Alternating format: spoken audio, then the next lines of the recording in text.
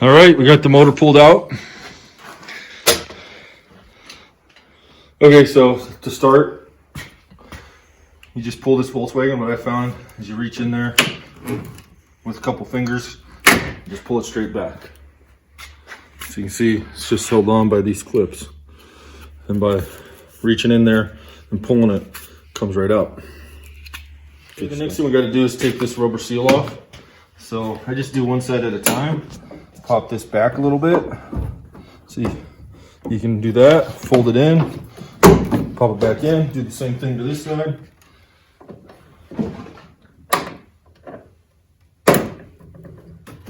Pull it off, move it in, snap it back on, and you can pull all the way off. And that's that. Stop it. Okay, after we pull the emblem off, we pulled the rubber seal off around, we gotta pull the center grill out. See that screw right there? We'll pull that out, and then we'll pull this grill.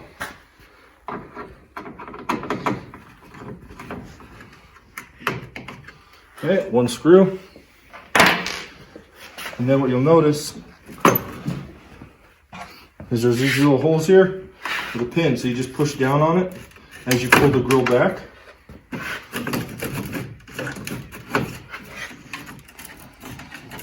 And then we figure out how to pull the grill out.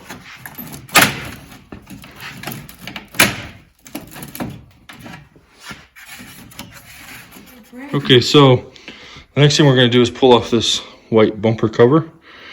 By doing that, there's a Torx bit screw here, Torx screw here, then we'll undo these 3 screws along the bottom, and then once that's done, I'll crawl underneath. We'll get the screws off there. Then we have some along the firewall. I'm sorry, not the firewall, the fender well. Okay, so you're going to want to go into your fender well and you'll see one screw right there that holds the fender liner to the bumper trim pad here. They're usually not real. That's a Tex bit, Touareg T20. So let me just see if I can pull this out.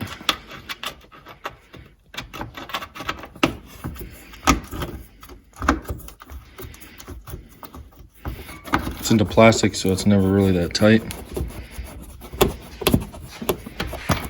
So you got your screw out, one on each side, and this should just unclip from the fender liner and pull forward. So once it pulls forward, just gotta be careful. There's gonna be one connector there, just that one right there in the center of the screen. You won't have one on this side. They did it all on one. Okay, so what we're doing is we're taking off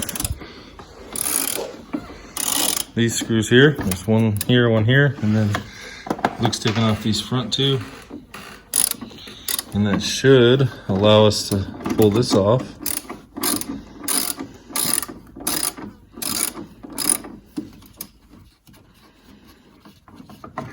And that pulls that off. And then we'll do the same thing to the other side. Take that one right there. You don't need to worry about this one just inside of it, just that one where he's at now. Plus, right below the headlight, you'll have one here, one there, and those 2 right there.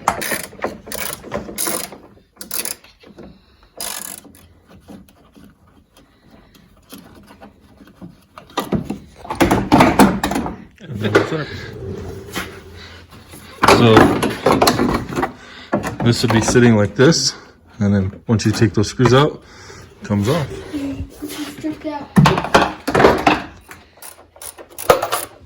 Okay, now we're taking 4 screws.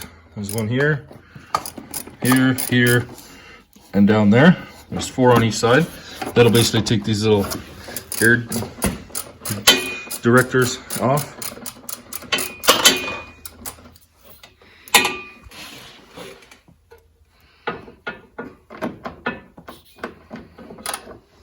Okay, so we're going to take this center support off. There's 1 bolt down here, and 2 bolts, one here and one here. And then we went ahead and took out the screw here.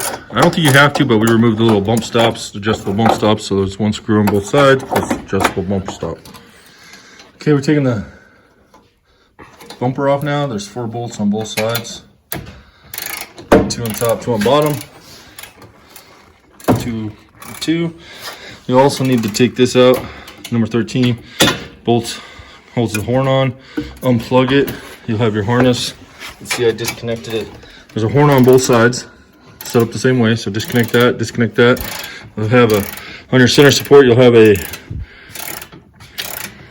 air temperature sensor, I believe.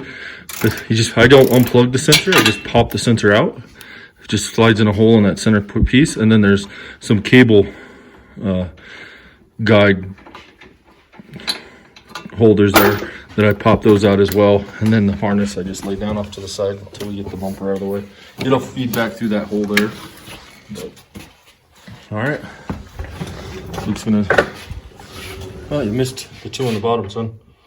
That's not gonna go. Okay, so we got the 4 bolts on each side taken out.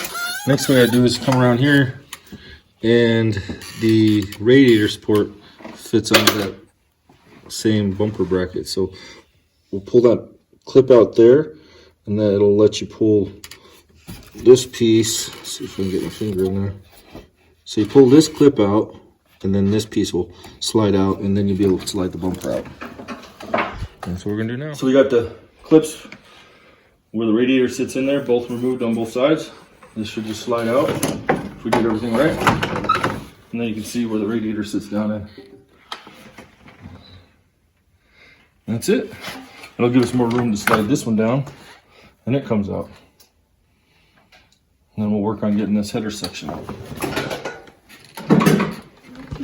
Okay, so we're gonna take this out.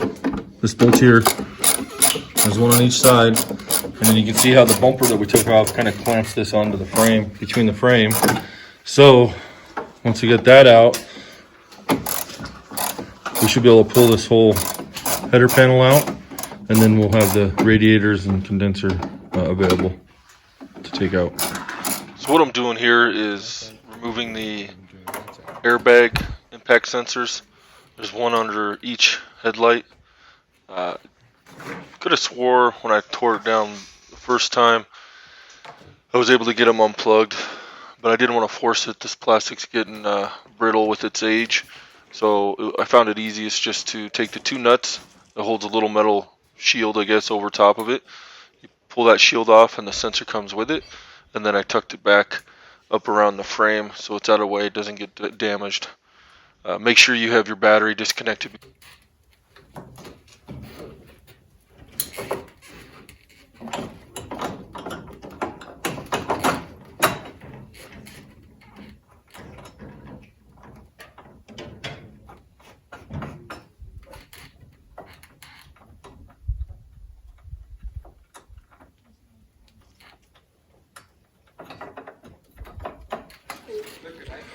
Okay, so you will have to disconnect your, I believe these are the airbag impact sensors. There's one on each side. It's behind this metal plate. This plastic's getting brittle, so instead of me fighting it, I just unclip these clips from the header panel up here, and then take these 2 screw nuts off. This bracket comes out, and the sensor slides right out. And then I'll just leave it hang out of the way so it doesn't get damaged. So next thing we got to do is get up here and take these clips off. So we'll just get a screwdriver or a pick, get under there, pop them off. That gets that out of the way. And this whole assembly should be ready to come out. Oh, we missed one screw. I'm gonna take this screw out. Okay, so now we're taking the little hose off.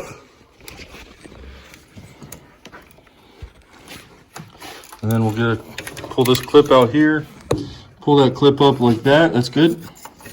And then if you work this back and forth, it should slide back like that. And then that's it. Sorry, my glove. So then we'll pull that little hose off.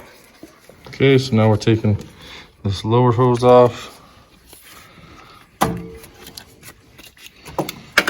So just twist, give it a good twist. There you go.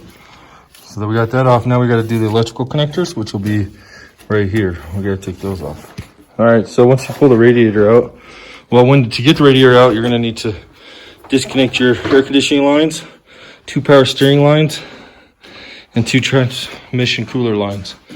And then should pull right out.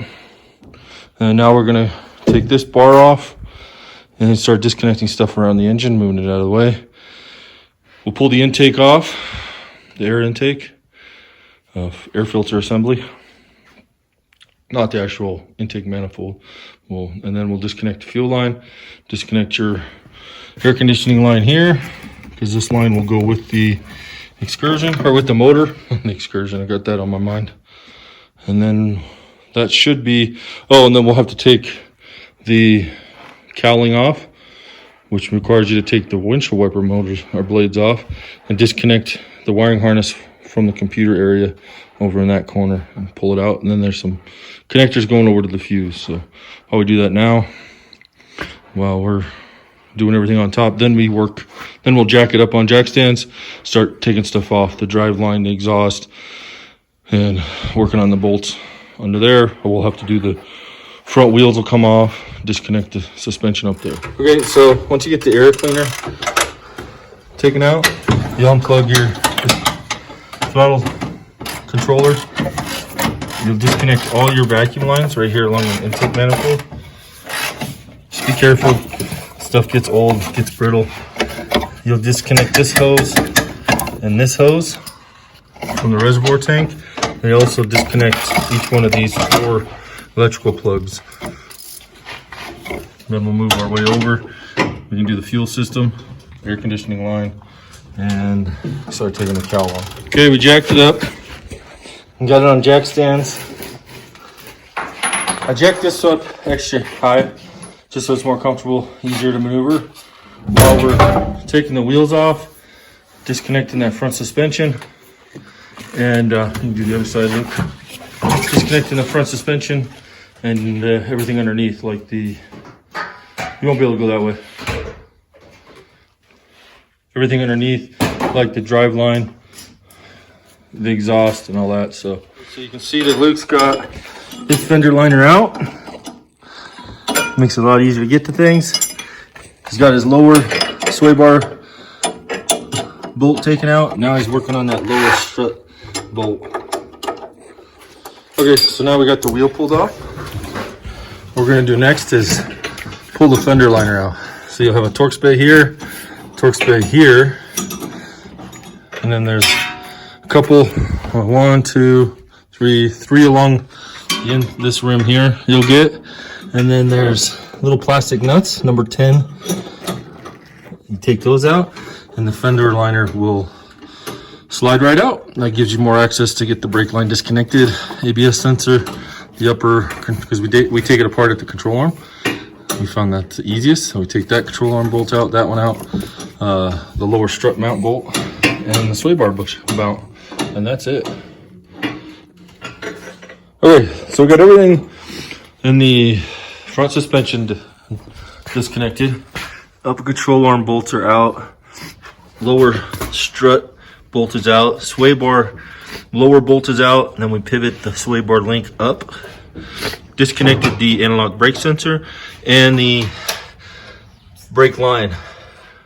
So everything, we do that on both sides. Then underneath we do disconnect 3 bolts from the drive line coupler at the transfer case. We disconnect the linkage bracket on the side of the transmission coming down. 2 connectors on the transfer case, electrical. 3 electrical connectors on the transmission itself. Then I disconnect the exhaust bolts.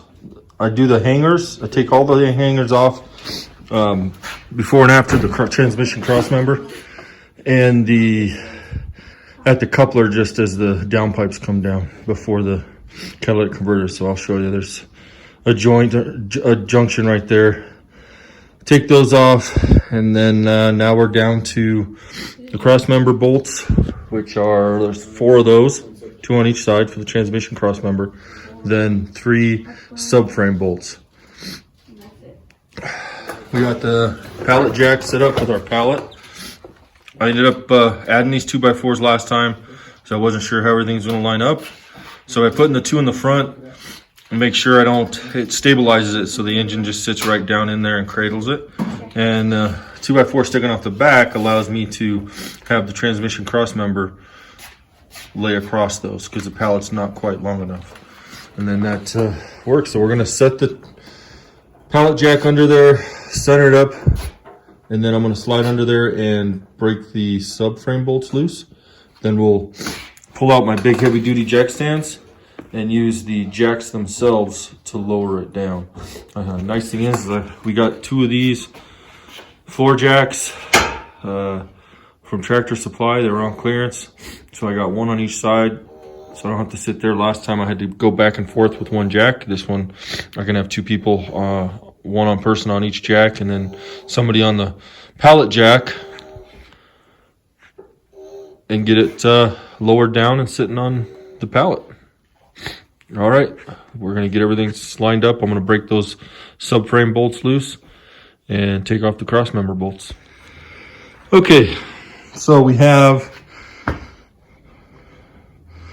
pallet jack sitting on the ground, or the pallet sitting on the ground. The jack just jacked up to put a little bit of tension on the pallet, but not enough to lift it off the ground. We have the body lowered all the way down till we have just about almost an inch above each rotor, or between each rotor and the floor. And that puts the subframe sitting on these 2 2x4s stacked on the pallet. So once I have it sitting down there, most of the weight is on the pallet. I still have my jacks there because we'll be lifting up the car.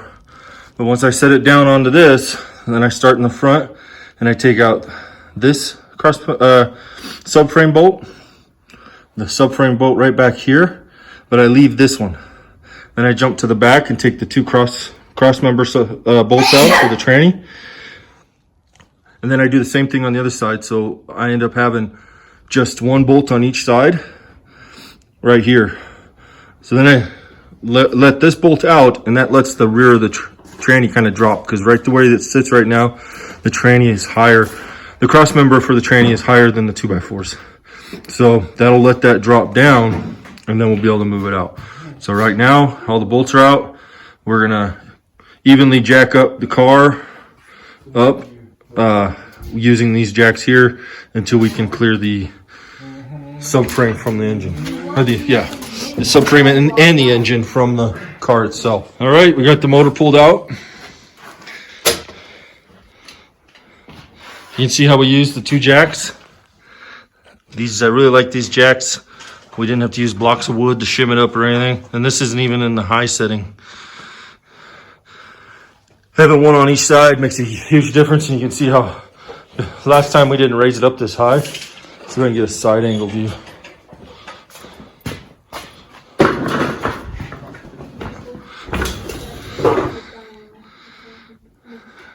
Doesn't really do it justice, but it's quite a ways up off the ground there.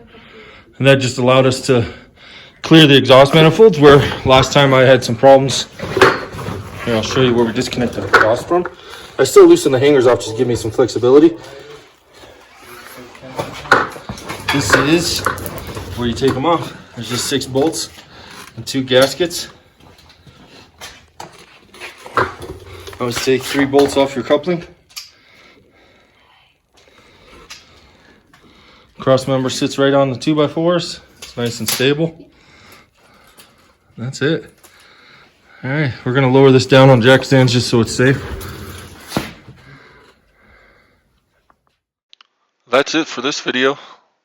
Next, we'll get the new timing parts installed and work to get this thing back in the car and find out if our timing issues are resolved. Please like and subscribe and stay tuned for the next video. Thanks for watching.